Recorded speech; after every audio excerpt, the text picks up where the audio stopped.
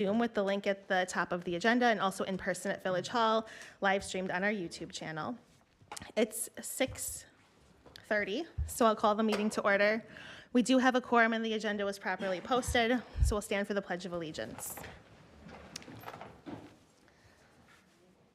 I pledge allegiance to the flag of the United States of America and to the republic for which it stands, one nation, under God, indivisible, with liberty and justice for all.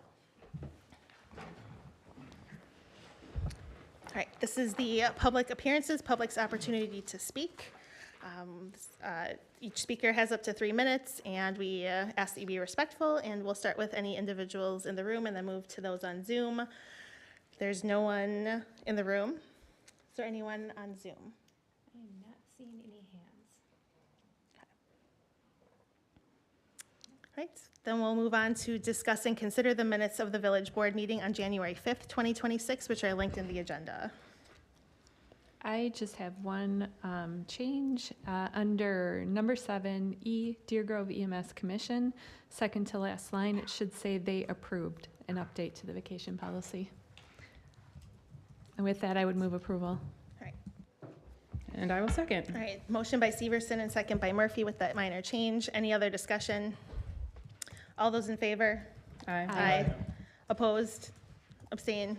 Motion carries. Number 6, unfinished business. Discuss and consider the village emergency preparedness plan. There are 2 memos and then in the agenda, and then there's a list of edits that came from various members of the committee. And the very last document is the combined track change from legal. These are all in draft form, and yeah, that's kind of where we're at. I guess I can, reading the 2 memos, and I know that there's been some emails as well from Chief, and just kind of providing extra information. I think there's maybe some emails from legal as well. I think we're kind of all arriving at the same conclusion that this has been a work in progress for a little bit too long, and we do need to kind of move forward with it. And bringing it back to the Emergency Preparedness Committee to recommend changes is probably the best course of action, which is what I recommend. I think Paul also recommended that in your memo.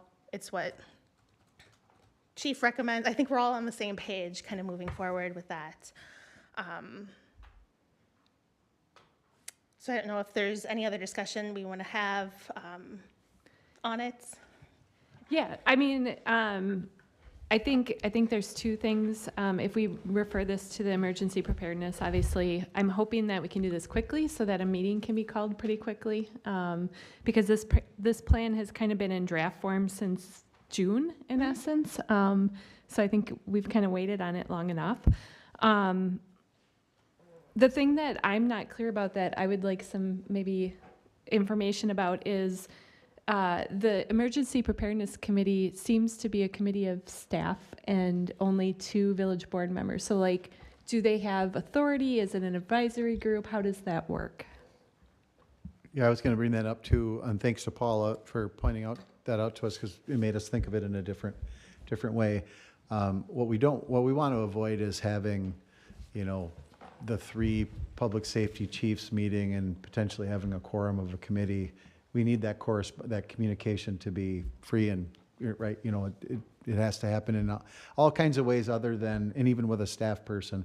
So what Rick and I would recommend is that, and we don't have to do it right now, because as Paula said, if you want to get going with this, we can certainly, especially for preparing the plan, those can be posted meetings, but we should have it on our plan to revisit how we sort of designate who's on that committee.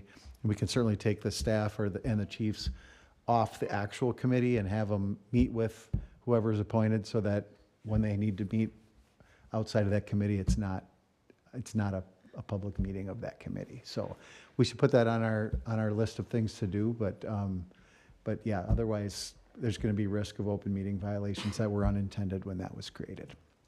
So I guess finding that out, since I wrote my memo in today, I'd like to pivot into a different recommendation, which is for us as a village board to reaffirm the plan that is, and then come back to the next meeting and talk about whether it makes sense to restructure that committee so that we don't have quorum issues when our chiefs need to gather together, as well as discuss the possibility of going with a joint EOC.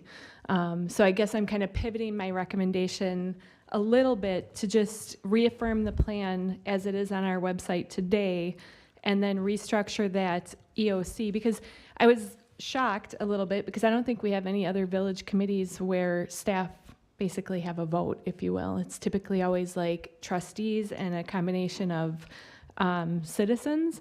And our old EOC was that way, where it was town elected officials, village elected officials, and then I believe we had one or two citizens that also sat on that.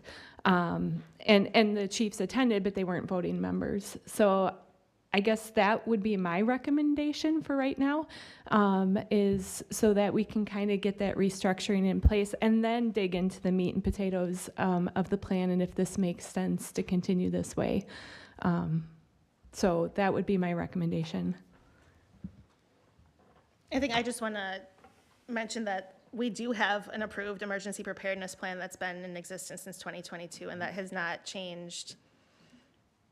And it has, I mean, there's been minor revisions over each year, but it's what would happen if there was a natural disaster tomorrow is what we would implement. We're not without any plan. And the changes really, if you go through kind of all the track changes, are really administrative-ish.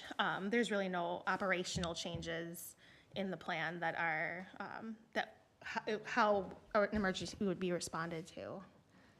I would disagree. There's a big operational change in moving in the draft plan to the law enforcement committee. Excuse me. So I think why I'm looking for a reaffirmation of the plan is because I think what's happening is there's misunderstandings happening among frontline personnel from the different services as to who has jurisdiction over what. And so I think somehow that needs to be cleaned up and cleared up, because I think some people read the emergency plan and believe that all powers are given to the police in all emergencies, and that's just not the case, right? This is an emergency plan for major disasters, but Right. What's happening in the field is there seems to be some confusion. So somehow, if we're not going to reaffirm the plan or something, we need to address the issues that are happening, because even in our verbiage as we prepared for this meeting and the memos and such, several things are written in such a way that if I'm Joe Public and I'm reading this memo, I have the understanding that the police have authority over all emergencies. And so I think we really need to clarify that. I think the other thing is the village board appoints the emergency government director, right? And it just so happens that person's on the police department. It doesn't mean the police department has authority. In fact, if anything, the way the plan's written is the village president has ultimate authority, right? So I think understanding and clarifying those roles is something that needs to happen. So whether it be through a new committee that, kind of removes that staff component or some other method, but I feel like there's misunderstandings, and I'm worried that those are going to become problems where people get hurt. Maybe Chief, can you speak to, or I know there's other representatives on staff too that can maybe speak to emergency preparedness versus daily operations, and just, clarify for us. Sure. Anyone? I guess I'll speak to it. Obviously, our daily operations, we understand police department has their role, fire department has their role, and EMS has their roles. We do work together at scenes to address issues and get problems resolved. As it relates to the emergency preparedness plan, again, I'll apologize for the draft that got posted out there, that got viewed. Again, it's a draft document. It should have never been out for viewing. It's still a work in progress. The village does have an EPP, Emergency Preparedness Plan, that is still in effect and operational, and that covers who has the authority. It is not solely the police department. It's the village president and the emergency government director, or emergency management director. So when it comes to that large scale type of event, that's where the coordination occurs. Again, I have my colleagues here that can speak on behalf of their agencies if they wish. But again, since I've been here, I've tried to collaborate to make sure that we're covering the community as safely as possible in all aspects. I know Nick is online, so I don't want to speak for him. I think I want to make sure if he has something he wants to say, that he takes that opportunity. Nick, did you want to chime in, or do you want me to take the lead?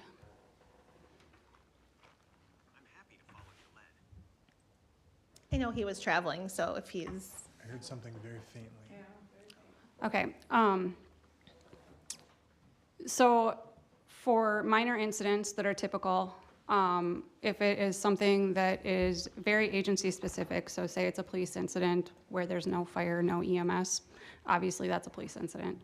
If it's an EMS incident where there's no police or fire, obviously that's an EMS incident.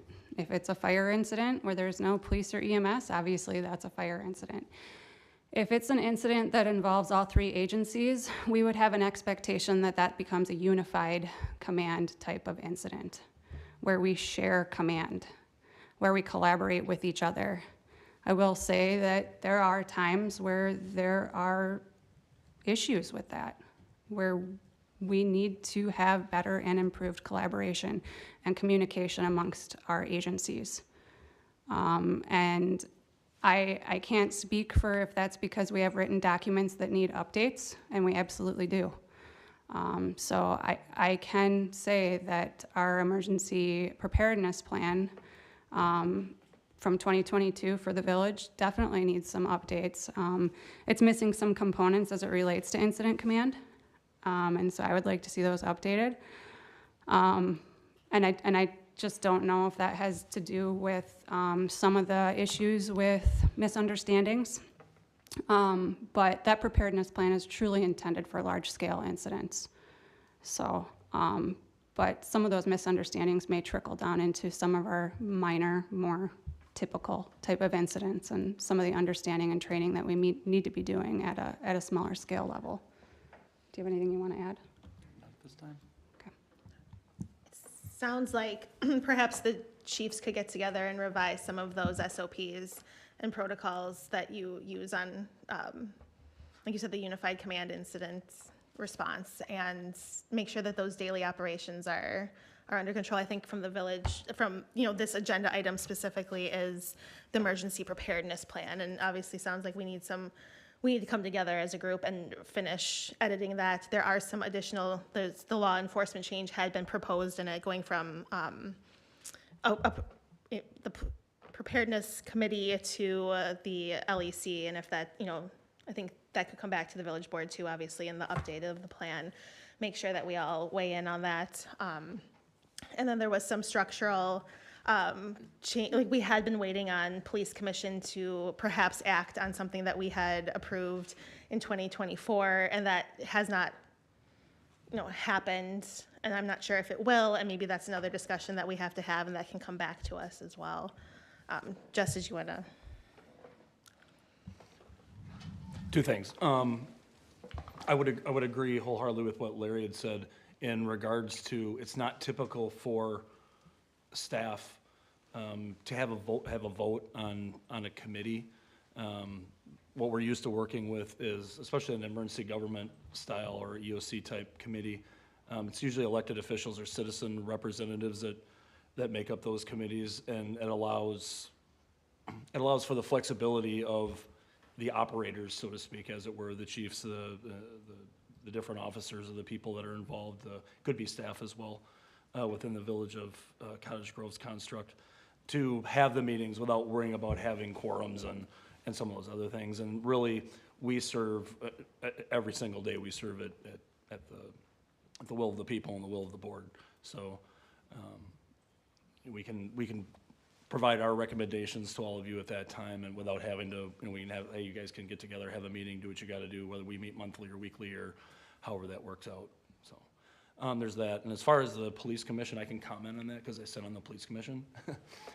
We did go through, we revised the bylaws. When it came to us for the deputy chief position, there wasn't a position. It came to us that there was a budget approval of either or. So there was no position description, so we had to make one. The current position description that got approved is not in alignment with the ordinances, so it's not valid at this time. We are aware of what, and have discussed what the plan is, but we haven't heard an exact plan. So I know that the deputy chief position has been considered, and we did write it, so it is there. I would recommend that somebody reach out to the chair, Jeff Stottmiller. He has a copy of that, as well as chief, so. Thank you. Yeah. So there's a number of things we've put on the table today, right? And I think that the best way to proceed would be to sort of compartmentalize these, if that's okay. One is the plan, which is kind of the focus of, as you said, President, sort of the focus of the agenda item for tonight. And I heard you say, and I think we can kind of nail that one down first. The next steps on the plan are for the 3 agencies to get together and work through the different versions, and we do have one in place as of now. And yes, there's been some confusion, clearly, because, we posted an unapproved version, but we do have one in place, and that's our starting point. But I think that's probably the first thing to talk about. And then Trustee Severson had mentioned that she's interested in the board considering whether to change the structure of the committee that would, not setting aside the staff component on the committee, but just whether it's a joint committee with the town of Cottage Grove or not. I think that's a question for discussion, and then everybody can go off and do their work and come back when we're further along. Heidi? This plan is disaster coordination, multi-agency emergency management, not scene level incident command, which is like a daily, or, hopefully not daily, but, a routine call, and how that gets managed. So I think, the operational component and our, how our agencies are working together when there's multiple, I feel like that's a separate conversation that needs to be had amongst the operational staff on, how that command goes. And then there's the preparedness plan, which we have oversight responsibilities of as the village board. And it wasn't an agenda item to talk about the committee or how we're going to form the committee. So that's kind of to be discussed at the next meeting. Is that sort of, and then we can direct for this plan to be updated and brought back to us for approval. Is that sort of how I think the agenda item is probably broad enough that, if we're talking about revising the plan, we can also talk about who will get the first crack at review, if that's what the board wants to do. I think we've got some latitude there. Okay, I appreciate that. But just a point of clarification, all agencies have already given their feedback on the plan. We have all of that information, so I don't know why we would send them back because they've already done that. It doesn't seem like all of the comments on some of the incident command are in the current draft. Yeah, I'm not sure. I know Pete hasn't weighed in on it. I don't think Public Works has provided comments if they need to. I think there were separate comments provided. There's some points that are just sort of like desired general outcomes that are mentioned in the comments. I think that the board needs to see a plan, right? I mean, in other words, I think the first draft of the final one on the list of the agenda today, right? It's the redlined one. That is based off of the changes made, I think, by the PD, and then comments provided and added, your comments, the fire comments. I think compiling all of that is still, there's still a small step that has to be taken there, There especially might be since some some of the. things in there that Or don't belong inconsistent, or or- you know, yeah. incorrect, or we But there need- were also some comments that were, this is an important thing for us to keep in mind. Like, show us how you want that integrated, or, that's a separate memo that goes along with it. But right now, it's not ready for like an approval. Yeah. Is it not possible to call a committee meeting and work through all of this? Sure. I think that that's the next step that needs to happen. We need all bodies in the room, and we need to work through this draft and go through the comments and provide, and really clean it up and bring it back. There's need for it to be cleaned up, for it to be actionable, I think, at this point. It's close, though. So then if we're talking about who's going to work on this plan, and I guess having the professional trained staff members seem like very valuable voices when we're developing a plan, like elected officials managing emergency response, when we have professionals to help tell us how we should manage emergency response, seems like that's kind of a counterproductive, or they can tell us a lot more with all of their hours and hours and hours, weeks, years of training that they have, that, while we can provide oversight and review the documents with them, are like non-voting members, or like how would that work So- to like have them in the room? Yeah, so the way it's set up right now is they're committee members. And I don't see any reason to wait to change that before you proceed with this project. Right. I think that we Yeah. need to, Yeah. there needs to be a committee meeting that's called in the next, whenever we can get together. And this needs to be the And- number one thing Right. to work towards. And if there are, it will come up, the things that the village board needs to weigh in on, and that's what we'll bring back at a future meeting. Probably not the next meeting. My assumption is, Yeah. give us a I think- couple. I think that, I was just going to say, I think there's one overarching policy item that we do need to weigh on, because it's going to inform the work of this committee, and that is the recommendation in that draft that all of this be moved to the law enforcement committee. We need to, we haven't given any feedback on that. It came to law enforcement. At the law enforcement committee, I said I highly disagreed. I think it needs to stay in a separate entity. And so, there's references to that policy item on pages 10, 15, 18, 19. So, that decision alone is really going to shape that draft. And that's what I'm looking to give, is we've got to make some policy decision. The other piece is, yes, they're the experts, but there are people on this board, at least me, who have also gone through incident command systems training, as did Renee. So and For flexing resumes, I have also. perfect. So my point is, I feel like we already have enough.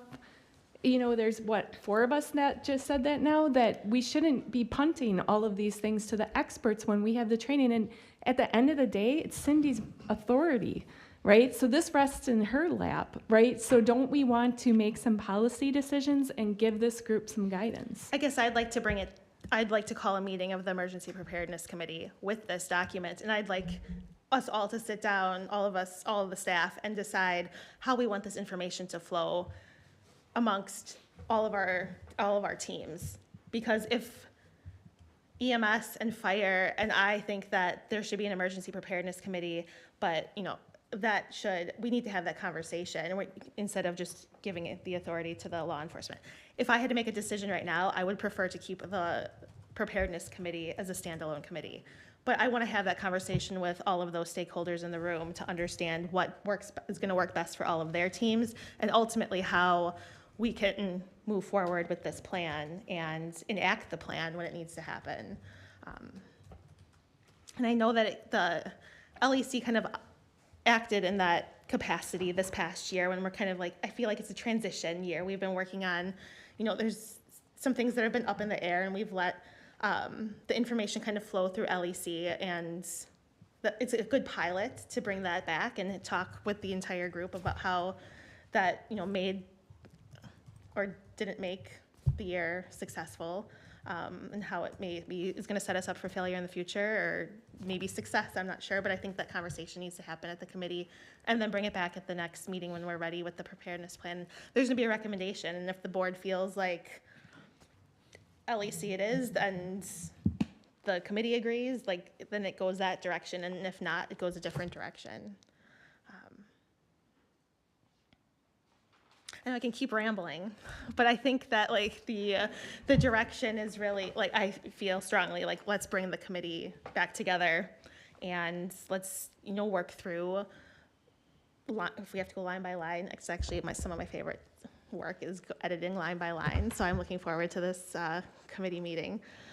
But I think that there's a lot of work that has to be done on the document and decision-making by these groups, and let's bring it back and have the conversation. Well, I guess I'd like to see it happen pretty quickly, because I know you've seen the copy, now all of us have seen the draft, all of them have seen the draft, so it shouldn't have to be like a series of 3 meetings or even, there's just some sticking points that we need to get through, so I think let's get this meeting scheduled and get it back on the next village board agenda with a formal recommendation from emergency preparedness as to the plan. I guess that would be my motion. I want to add too that I think integrating both the operational and of course the chiefs, instead of siloing this issue, because if there is a major disaster, I just feel like siloing this issue could lead to even further communication breakdown. So I would second Paula's motion. I'm a little worried that we might not be able to get a meeting with everyone in the next 2 weeks. And then with the legal have to review it, we'll want administrative to review it. I just don't want, I'm nervous about putting the timeline on the next meeting and not having it done, because there's a lot of people that need to be involved in it. And we want this done correctly too. We want everyone to weigh in on it. We don't want loose ends. We don't want to bring 6 different drafts back on the next agenda and confuse people even more. Do we only have one meeting in February? Remind me, because I know we have primary day and the night before is President's Day. We moved we will meet on February 2nd, and then the 16th will be virtual because of the election.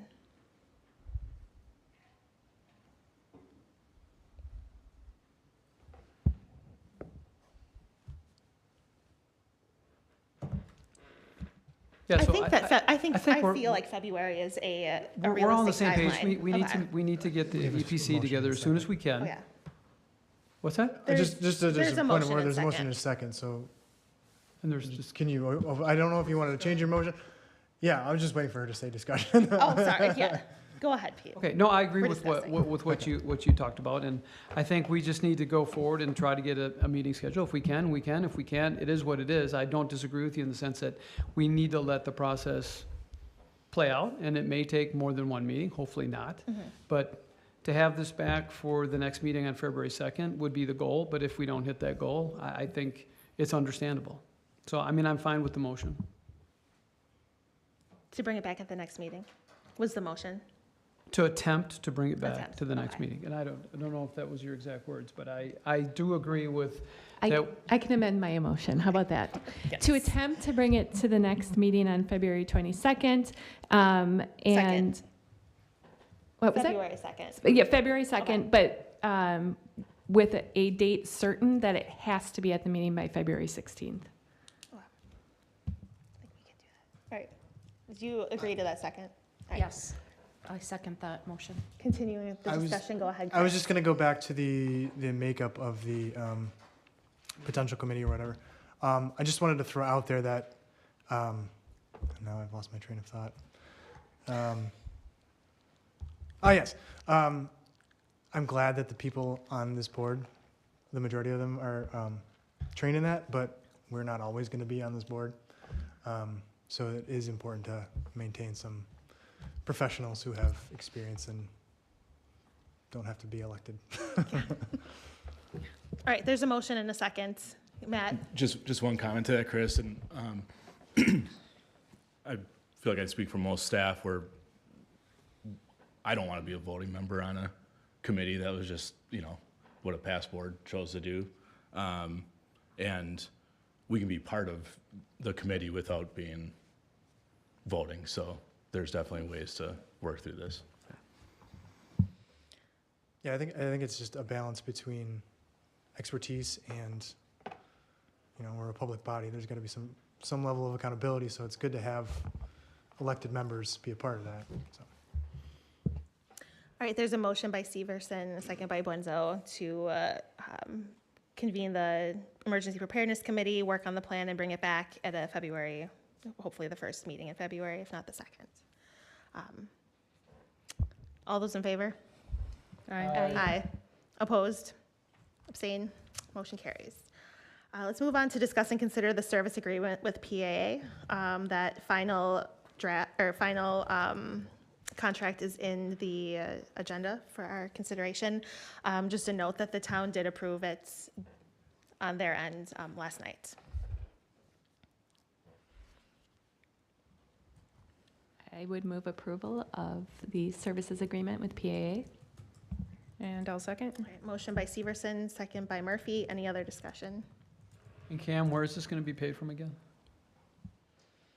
This was levied for, or not levied for, it was in 410. So we budgeted 40,000. So we are sharing the cost with the town. So that cost will come in significantly under budget. Okay, thank you. All right, motion and second. All those in favor? Aye. Opposed? Abstain? Motion carries. New business, discuss and consider the special event permit from the Hot to Trots. The permit with comments is listed in the agenda.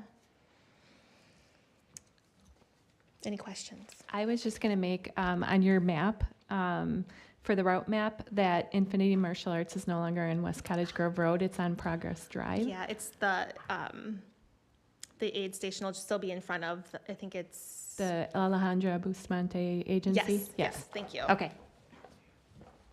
Otherwise, I thought it was fine, so I would move approval. I'll second. All right, motion by Severson, second by Dahl. Any other discussion? All those in favor? Aye. Opposed? Abstain? Me? Motion carries. Discuss and consider the special event permit for the community night hike. Application to basically put candlelights out, and we've done it the last 6 years, asking for the village to kind of partner with us this year, which is us, me and Allie, have done this for the last 6 years, kind of all over Cottage Grove, but have found that Governor Taylor is a nice little loop, and we weren't going to do it this year, and then we got a lot of requests for it, so we'd like to bring it back. Remind me, I don't know if you said this in your memo and I missed it. You're not putting real candles in, right? No, They're they are the LED? little tea Okay. lights, Okay, yes. then I don't have a problem. The forest goes up in flames, and we have to initiate the emergency preparedness protocol. I would move approval of the community night hike special event permit. Second. All right, motion by Severson, second by Murphy. Is it all right if we put the village logo on it and kind of communicate that way? That was one of the requests. Just to make sure y'all are okay with that. Can I just ask a point of clarification? If we put the village logo on, like, are we covered from a liability or special the insurance perspective? I don't think it changes the coverage. I put a little disclaimer on there too. It is in a park, so it's kind of recreational liability as well. Then sure, we Okay. can put the logo on. Okay, thanks. All right, all those in favor? Aye. Opposed? Abstain? I'll abstain from this one too. All right, discuss and consider discontinuing newspaper publication of meeting minutes. A memo and some data are linked in the agenda. Turn it over to Trustee Dahl. Yeah, this is obviously not anything about not communicating minutes. The minutes today, our website is fantastic, so I think it's more timely, it's more accessible. And thank you for sending over the circulation numbers. So the circulation and the reach of the minutes in the paper, it's it's kind of a waste, in my opinion, to do that when it is properly available to residents. So, I mean, it's not a lot of money, but in my opinion, it's complete waste. So that's kind of my perspective. Comments? I guess I'm quite hesitant. I know that it's a cost savings and our website is excellent, but there are people in our community that don't have the access to the internet. So I guess that's where I'm struggling with this. Like my grandpa is 89 years old. He had a flip phone, no computer. You know, there are people that in our community that have no way to access a computer and the internet. So that's where, and not, you know, just, I mean, there's lots of reasons why they wouldn't have that if they're just 90 years old and have never used one. So, you know, that's where I struggle with this. Because, you know, that's how a do good- they access it? Yeah, I totally respect that. I guess the question maybe to Lisa would be, could we make minutes available here if somebody want to pick them up? Because they still have to pick up a paper. So regardless, they've got to get a hard copy. And I don't necessarily feel as strongly as you do, because I do think that if you do want the minutes, they are available online in a very easy, accessible, in fact, more accessible way than the paper, because you can get it the next day. And you can look back historically. So it's certainly a superior way of conveying the information to residents. I don't know, is that something that we could make available? If somebody wanted, they could have a hard copy printed here and they could pick it up? Yes. I think that would be an excellent service to, you know, and help people connect to, you know, to our local government. So I think, if we can, I don't know, somehow communicate that out in one of our mailers or something, that I think that would be fantastic, because those same people that we're trying to reach wouldn't be able to see a Facebook post. So if we, you know, include in our utility bill or some of our educational mailers that we send out, I think that that would be great. We have to post also to the newspaper the fact that we're changing this. So we could talk about what that notice includes. So if that was a way that someone was anticipating being informed of changes in the village, we could, Lisa, maybe we can talk about that before that posting happens. There will be a couple others that are coming up like this, because this was brought up, we looked at what other statutes my coworker Ian over there looked through, and so we'll be bringing more forward in terms of how we might change this, but each one of those you have to post in the place you're no longer going to be using, in case there's somebody who's really relying on that. Any more discussion on this item? You know, is it possible with the cost savings to kind of maybe look into more DEI accessibility? Not that it's a big cost savings, but like, you know, looking to provide Spanish options for our mailer, or, you know, closed captioning, or, you know, something that we're not offering that would maybe also improve the accessibility of what people do have access to. There's some some items beginning of 27 and then April of 27. There are some accessibility items that we need to do on our website.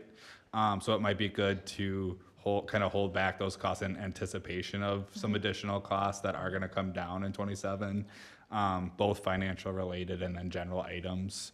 So Inga's doing, and we're going through our website. I'm kind of taking the lead on the financial related documents on our website. But basically everything has to be readable. The font colors and things matter. So that will be an additional cost. I'm not quite sure what that will be yet. I'm just curious, I don't know if anybody knows this, but why is it such a range for the cost? I mean, it's supposed to be meetings happen every other week, so why is it such a big range? So Lisa did a really good job of asking Rick and Larry, what's the minimum requirement? So as you can see, 2022, and then that kind of dips down, only capturing the motions, you know, and votes in the reduce the amount of lines that were submitted. Okay. So we do any cost that we have that's reoccurring, we're constantly evaluating how do we minimize that liability. So that just kind of shows over time that Just sort of some condensing savings. it? Yeah, okay. Yep. Thank you.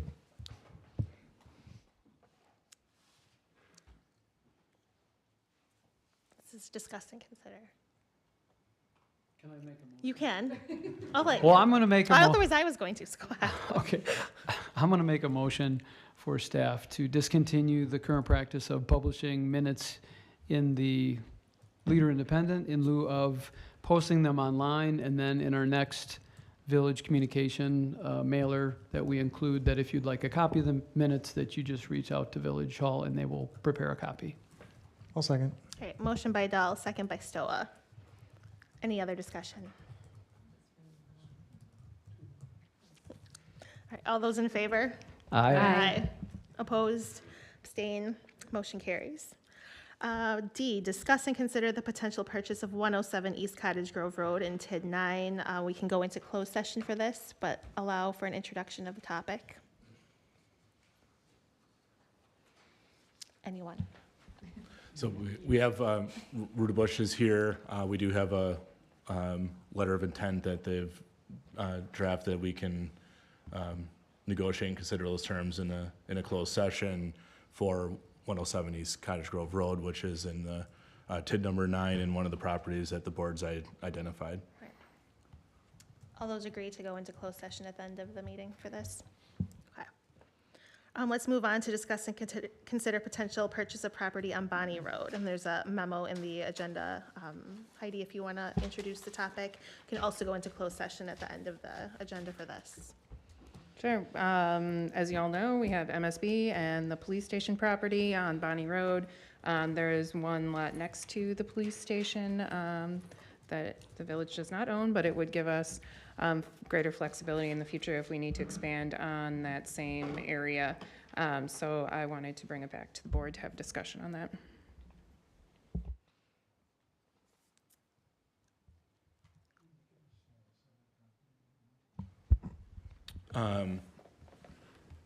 The owner of that property is Hamburg, and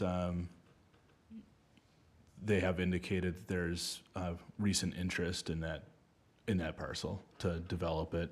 I believe consistent with existing, or potentially consistent with existing zoning. We won't entirely know until they apply for something. Aaron looks like it Sounded like a contractor remodeling type business.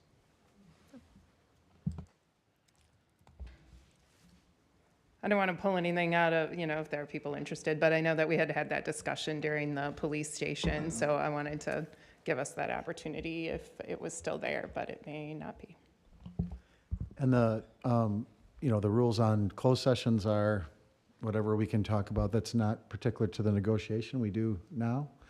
And if there's a majority that want to go into closed session to discuss the terms of that negotiation, we can do that later. So if there's any other comments about whether to engage in this and whether to, initiate negotiations, that happens now.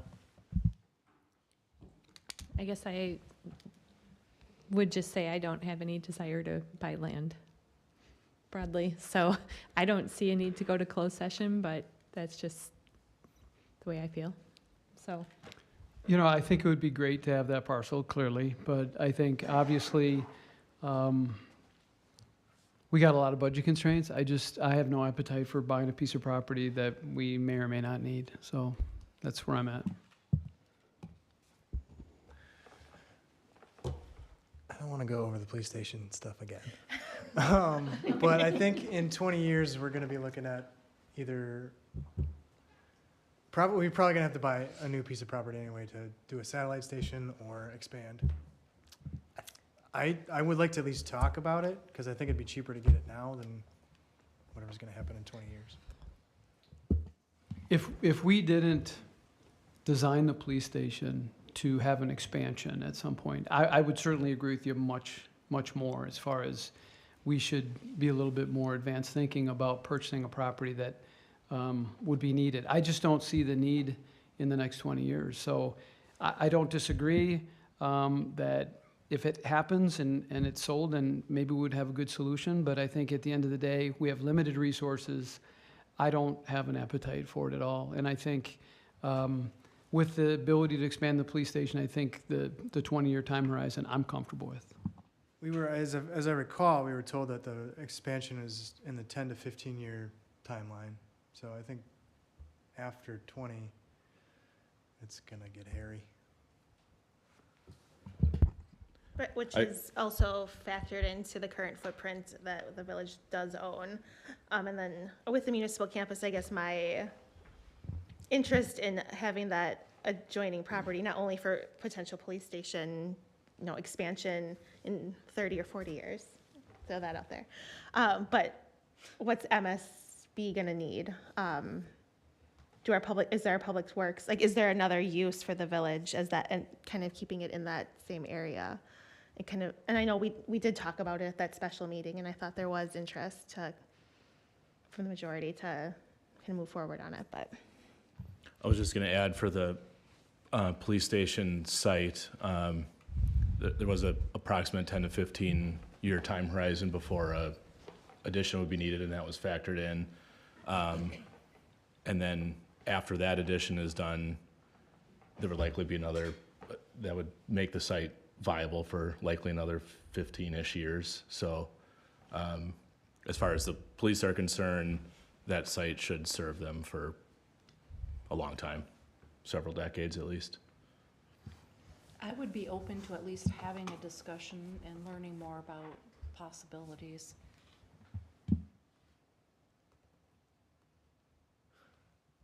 Yeah, I really just wanted us to, talk it through because I think, land isn't always there adjacent to property that we have. So I at least wanted to talk about it. So, if there's enough of us to want to talk about what a negotiation would look like at least. And we've discussed long-term planning too, and I think it would be helpful in a long-term view of the village to at least entertain a discussion about it. And there is an option, to go into closed session, we'd be kind of nailing down some of the terms we would send someone off to Hamburg to talk about. There is an option in just reaching out and asking the question, what's the price? And then maybe having staff kind of talk about how it would be, what funding source we would use, and maybe coming back with a little bit more of that information. Maybe then you go into closed session and say, here's our counteroffer, or not at all, depending on opinion. But you can certainly ask for, how would we pay for it? What's our starting dollar amount from the potential seller? And I'm not sure exactly how much we'll accomplish in a closed session on this right now. I would is say what we I'm just saying. don't, have that kind of information, but I would be interested in learning, I guess, more about the property and maybe thinking on it and bringing it back. Staff direction, okay with? Is that enough staff direction? You want a formal motion? We can talk to Okay. Andrew about it, and yeah.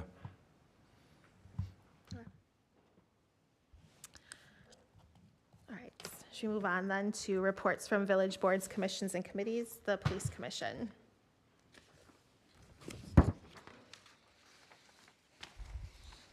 So, just drawing up. Police Commission met on January 8th at 5:30 PM at MSB Building. All members were present. It's called to order. There was a quorum. They discussed and considered the minutes from the November 6th meeting. Those were approved. We then moved into discuss and consider interview questions for officer candidates. After some healthy conversation and discussion, they came to an agreement on some new questions that have been put back out to the commission for their review. New business, updated on 2 applicants being hired who have started the Recruit Academy as of January 12th. There was no further action on the eligibility list. There was 1 candidate left on that. That's not moving forward. We still have a member that's currently deployed for the military for at least half of this year. She's doing well. There is a motion to approve the retention of officers Marquardt, Phillips, Nordskog, and Johnson off of their probationary period, and conditional approval for Officer Tapp, who's coming up on the end of his probationary period here in the near future. Then presented the 5-year strategic plan to the Police Commission with the information that was coming to the village board to tonight's meeting. For future meeting date and agenda items, there's a reelection of the commission chair and commission secretary with the next meeting planned for May 7th at 5:30 PM, and the meeting was adjourned at 7:22 PM. Any questions or comments? All right, so let's move on to Utility Commission. Chris. We met Wednesday, January 14th at 5 PM. Excuse me. We approved the bills. We discussed and considered awarding the Well 2 facility project to the lowest responsible bidder, which was Findorf. There were 5 bids, which were all relatively close. That passed 5-0. We talked about replacing 198 feet of sanitary sewer on Vilas Road. It's the one that's going to connect with the farm interceptor. There's some bends and dips and some standing water. So we talked about the need to fix that. Current proposal is about $152. Kylie's going to go talk with Gerke, the company that did it, to get a little bit more information. And we're going to come back and talk about that proposal next month.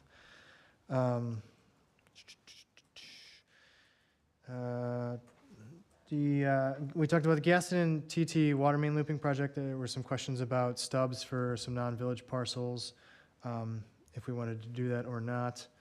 They're gonna mill and overlay some of the road. We talked about the UpNet lease renewal, which is changing the rent from $500 to $525. We discussed and considered a couple of claims on Pheasant Run, which we went into closed session to talk about.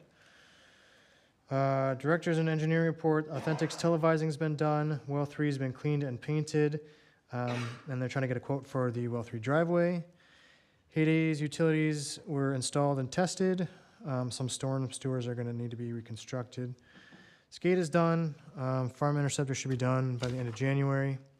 And for future agenda items, we're gonna come back with the Gerke proposal and update from the town residents over on Gaston on how they feel about having a stub on those, on the water pipe. Anything else? No, Chris, you crushed it. I did a good job taking notes for once. All right. Any comments or questions from the board for Chris on utility? Otherwise, tell us about Public Works, Properties, and Sustainability. All right, we convened at 5:45 PM. We had a public appearance. A woman named Chris from the town of Sun Prairie wanted to get some information about Amazon traffic and urged some careful planning for the roadways for that. Then we approved the minutes. We discussed vehicle traffic flow with staff direction. Sorry, I have such terrible handwriting.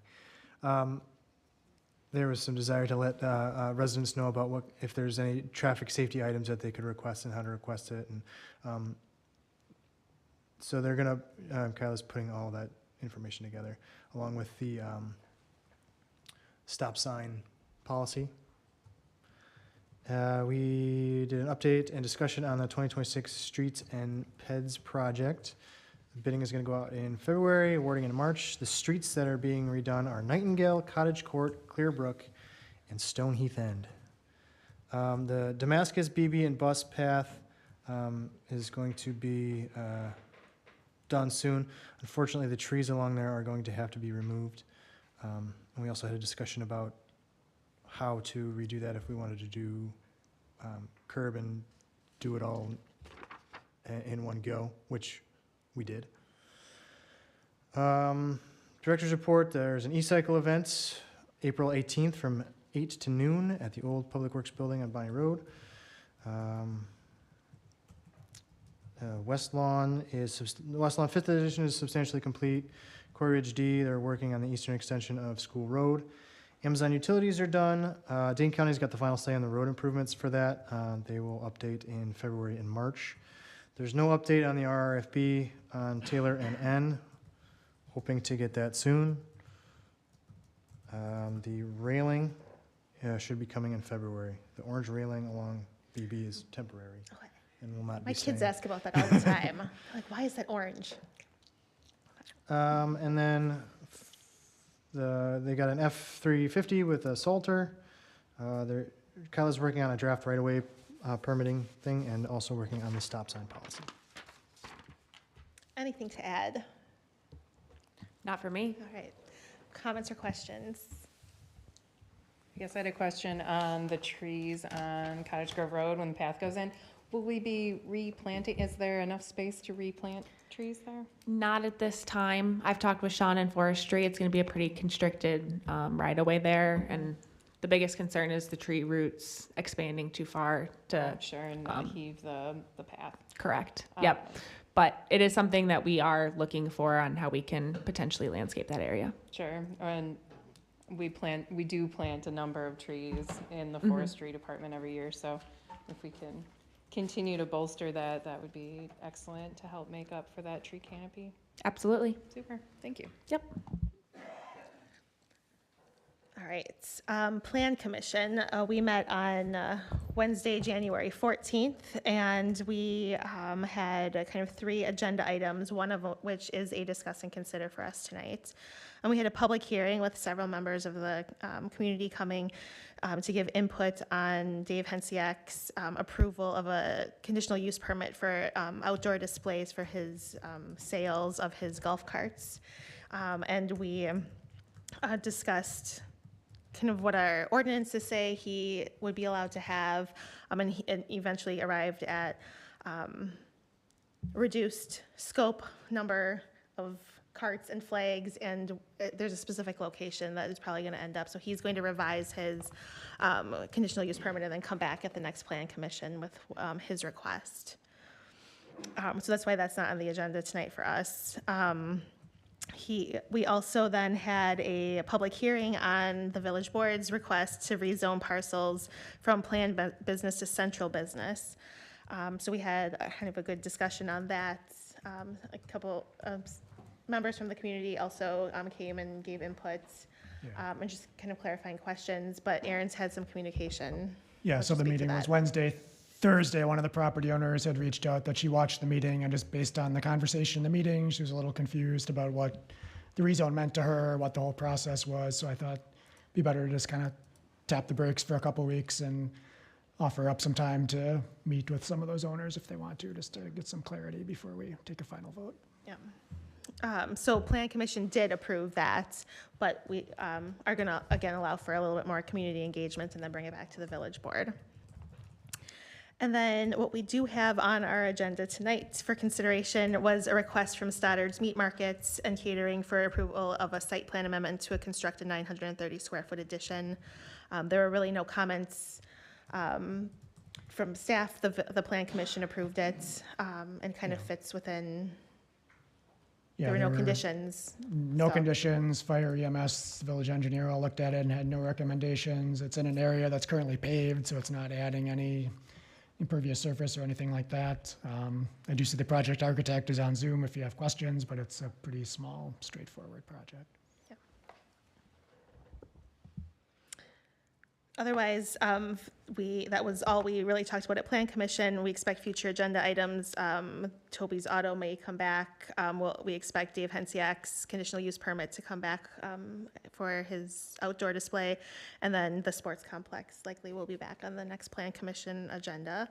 And otherwise, so tonight we do have the discuss and consider. I would make a motion to approve the request from Stoddard's Meat Market and Catering for approval of the site plan amendment as presented.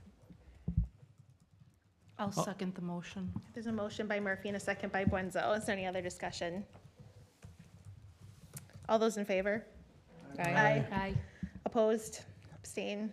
Motion carries. Any questions or comments on Plan Commission? Okay. Deer Grove EMS. Okay, we met on Thursday, January 15th at the Emergency Services Building.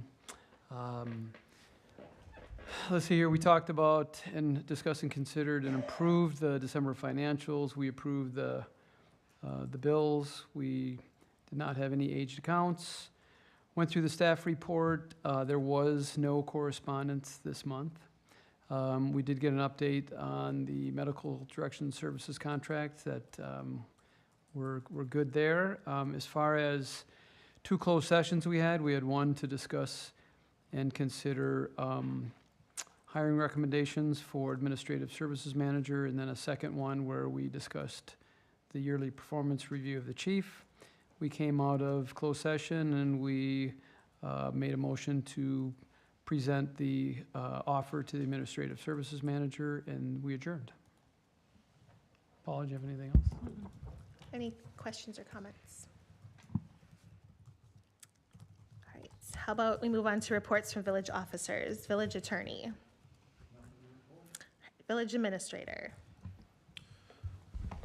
We had two officers begin employment this month. They're at the police academy at MATC, and we all goes well there. That will be completed in May.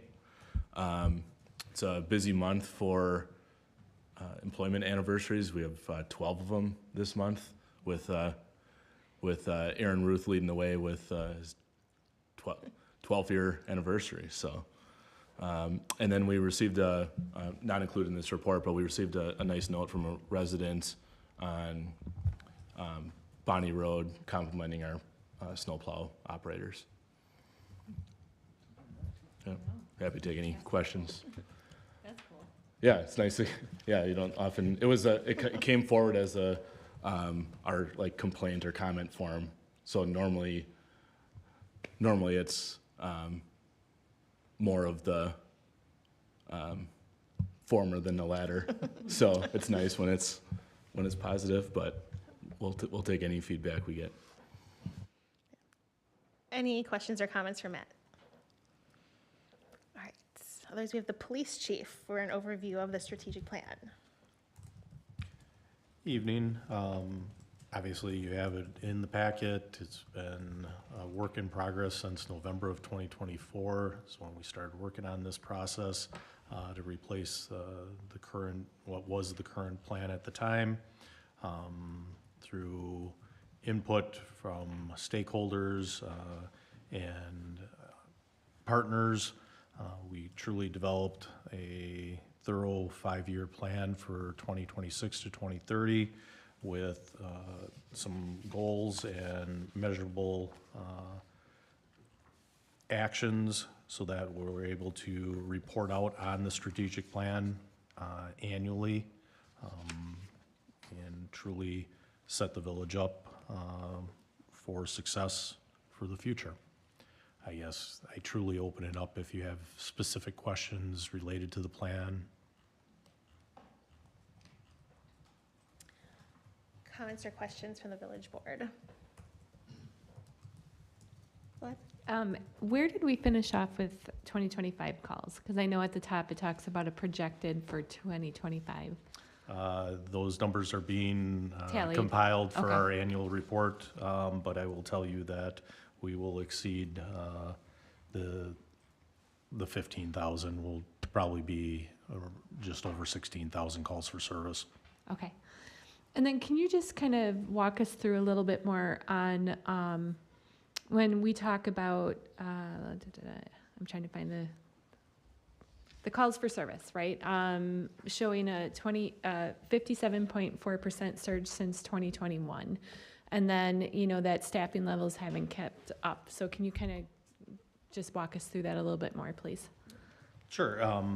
Staffing levels, again, the prior board and current board has been aggressive in making sure that we have the proper staffing. When we're assessing what staffing should be, truly I do take into account the calls for service, the time that officers are tied up on the calls, what involves still covering the village. As we discussed previously, we don't have everybody on all at the same time. So there's certain minimums that we maintain, and trying to be as proactive as possible to make sure that when citizens are calling for service, we have somebody that can respond and be there for them. Do you have it like, so like I know for EMS, if both of our ambulances are out and we have to call for mutual aid, right? Do we have, is there a comparative to that on the police side? Like, Yes, we will mutual aid if need be. If our officers are tied up, let's say they're busy on a family matter that is using up their time, we can mutual aid out, whether it's to McFarland, it could be to Sun Prairie, it could be to the sheriff's department, it could be to Monona. It just all depends on who's available and what the emergent, is it an emergent call or is it a call for service that can pend where a village officer can respond? I think just like going forward when we start talking about staffing or adding additional staff, right? Like, I know for EMS, we kind of use that as a measurement to, you know, when we start talking about a third ambulance, like how many calls are we missing or we have to outsource or that sort of thing. And so I guess I'm just kind of setting the expectation, like when we get to the next staffing conversation, to be able to kind of look at that. I know it's not apples and apples, it's two different services. But if we're getting tied up on calls, right, and we're seeing both of our squads and our sergeant, like how often are we having to call Dane County for help or this, and like that would be helpful when we get to those conversations about adding additional officers. Sure, and glad to work on that type of aspect. Obviously, again, it all depends on, is it an emergent call or is it a call for service that can pend until a squad does get clear, but now you're talking that delayed response. I'm not gonna pull another jurisdiction in here for a non-emergent call, because then I'm taking their resources away. So that's where it does get a little tricky in the sense of doing the comparison to EMS, because when they're getting the call, all their calls are pretty much emergent. Any other questions or comments for Chief?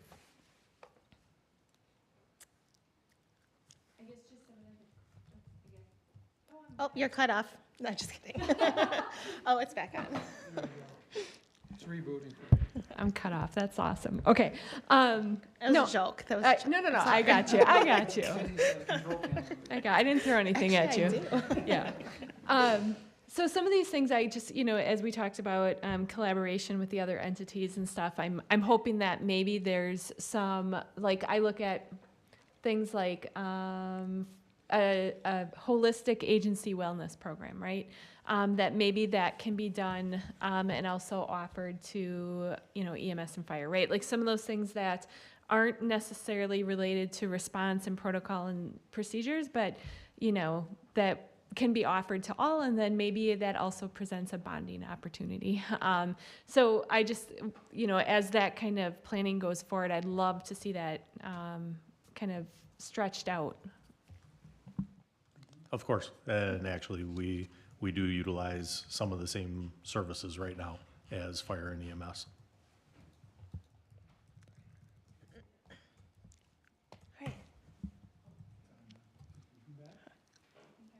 All right, should we move on to communications and miscellaneous business? We have the consider approval of the vouchers.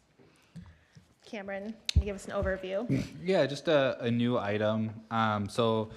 Because the police station represents a significant annual or capital expense that we're going to have over the next year, we decided to implement just a cover memo whenever we get a pay application from Riley, just to highlight any the review that has been done and address, any comments or questions that we have in a public manner. So the board is available to review. So the first pay application doesn't have obviously any pay or any change orders.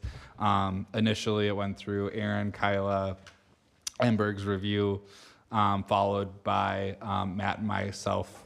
Took the last round of review, and we didn't have any questions or comment at this time. So we're obviously recommending approval because it's part of this bills list. Comments or questions from the board on this or the bills list? Yeah. So the 118,000 was basically shop drawings and permitting, that's it? Yeah, the performance bond requirement was almost 88,000 of that. So the shop drawings and the permit are a smaller portion of that. Okay, so the bond was the driver. So when it kind of caught me off guard. It seemed like a lot for Me shop too, drawings. considering the ground hasn't broken yet. Exactly, So okay. Other questions from the bills list? Make the motion to approve the bills as presented. I'll second. Motion by Murphy, second by Cal Nelson. Any other discussion? I just have one question. So, we spend a lot on utilities, and there's just a ton of line items. And I guess at this pace, it's $360,000 a year in Alliant bills, which I understand we use a lot of energy. But I guess the question to Kyla is, how often are we looking at energy consumption and trying to come up with ways of reducing energy consumption or being a little bit more, cost-effective on applying some of these meters? That's a good question. So obviously the ones for the wells and the lift stations, those are pretty standard. We have backup generators on there as well. For the street lights, anytime a light bulb goes out, we do look to replace that with an LED light bulb. So we are slowly transferring all of those. Same thing with internally on all of our existing facilities as well. So anytime a light bulb goes out, we do transfer that. A lot of the Alliant charges that you see are just straight up Alliance charges for the use of the electricity.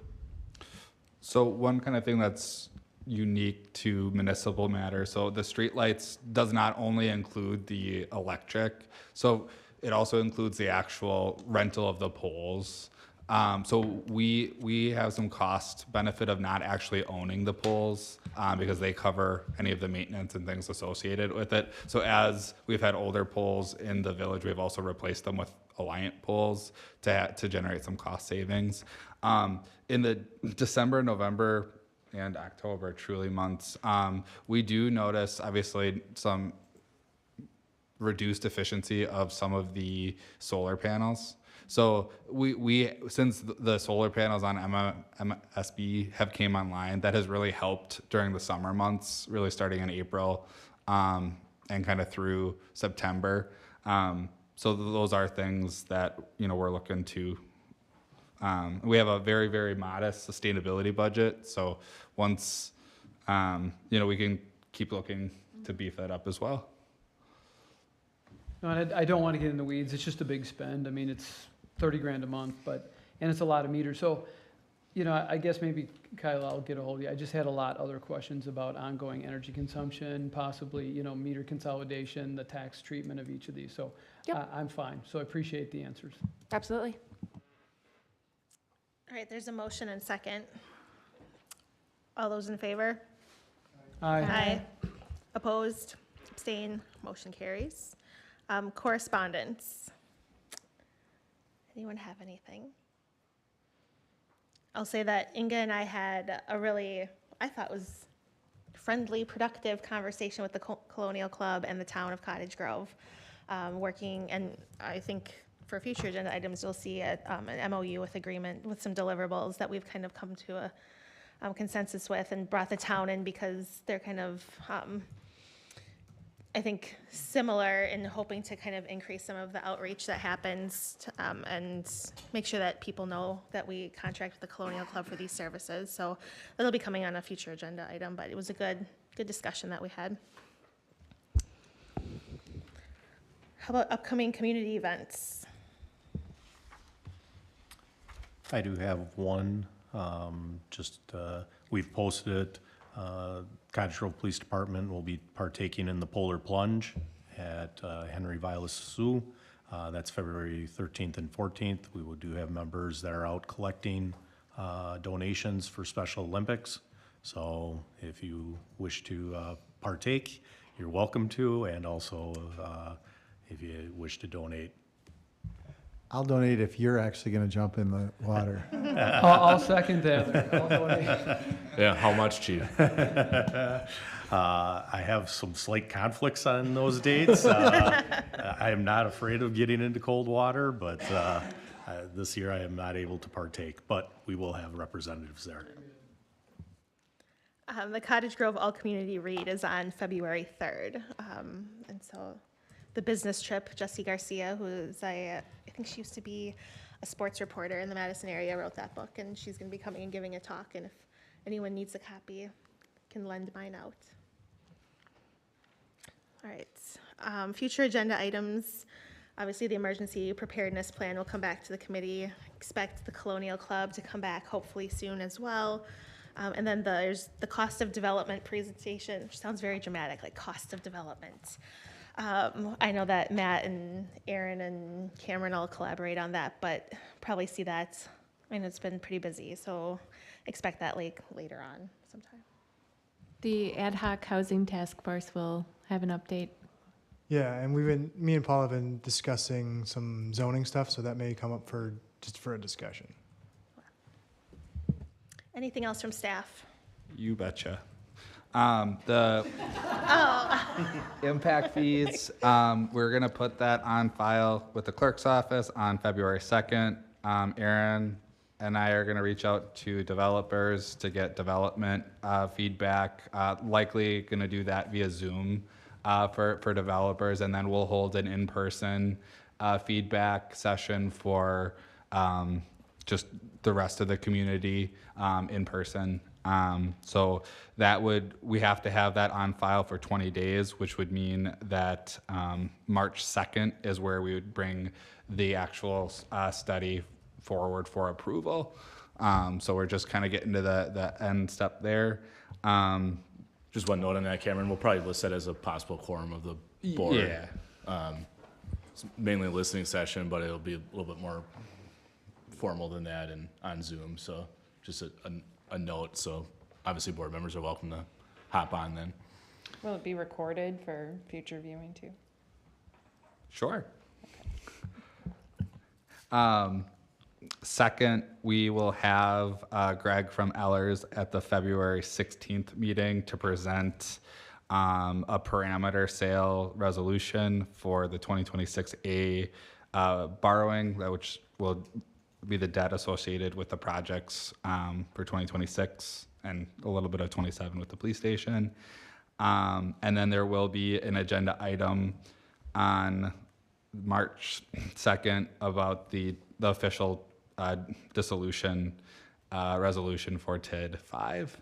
And then last but not least, Kyla and I will be working on summarizing all the 2025 capital projects as those final invoices are coming through, and provide a summary to be included in Matt's report. So the board can have visualization of this is what was budgeted and this is what the final results were for all the capital projects in the 25 budget.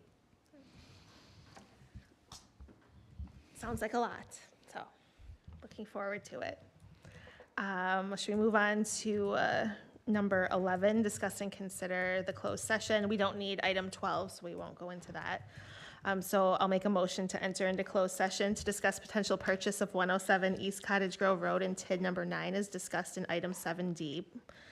The Village of Cottage Grove Village Board will enter into closed session pursuant to Wisconsin State Statute 19.85, paren 1, paren E, deliberating or negotiating the purchasing of public properties, the investing of public funds, or conducting other specified public business whenever competitive or bargaining reasons require a closed session. Is there a second? I'll second. Roll call vote, please. Benzo, Aye. Dahl, Aye. Kelm Nelson, Aye. Murphy, Aye. Severson, Aye. Stoa, Yes.